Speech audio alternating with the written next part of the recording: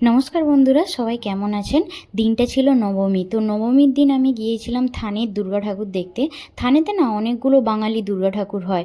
তো তার মধ্যে আমি সেদিন দুটো দুর্গা ঠাকুর দেখেছিলাম, সেটাই আমি তোমাদের সাথে শেয়ার করছি। প্রথমে গিয়েছিলাম নিউ বেঙ্গল ক্লাবের দুর্গা ঠাকুর দেখতে। এখানের প্যান্ডেলটা খুবই সুন্দর করেছে। নবমীর দিন না খুব বৃষ্টি হয়েছিল, তাই সেদিন একটু ভিড়টা কম ছিল। যেহেতু আমি সন্ধ্যার সময় গিয়েছিলাম, সামনে দেখতে পাবেন একটু ভিড় হয়েছিল। আর মাকে প্রথমে দর্শন করে নেই। দেখুন মায়ের প্রতিমাটা এখানে খুব সুন্দর করা হয়েছে এবং ডেকোরেশনটাও খুব সুন্দর করে করা হয়েছিল। আপনারা যদি কেউ আসতে চান, প্রথমে স্থানীয় স্টেশন চলে আসবেন, ওখান থেকে আপনারা অটোরিকশা পেয়ে এখানে দুর্গা প্রতিমা দর্শন করার পরে আমি গিয়েছিলাম বঙ্গীয় পরিষদের দুর্গা ঠাকুর দেখতে। আর রাস্তায় যেতে যেতে দেখুন রাস্তাটা পুরো যেন আলোয় মোড়া ছিল। আর এটা হচ্ছে বঙ্গীয় পরিষদের দুর্গা ঠাকুর। ঠাকুরটা দেখুন কত সুন্দর করে বানানো হয়েছে।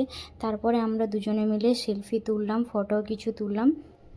এখানে দেখুন মেয়েদের শাড়ি কুর্তি কিছু ছিল। তারপরে আমরা চলে যাই খাবারের কাছে।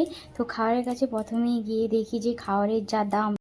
এই যে দাদাভাই এগরোল বানাচ্ছে, এই এগরোলের দাম ছিল 150 টাকা। আর যদি আপনি চিকেন এগরোল নেন তাহলে সেটা ছিল 200 টাকা।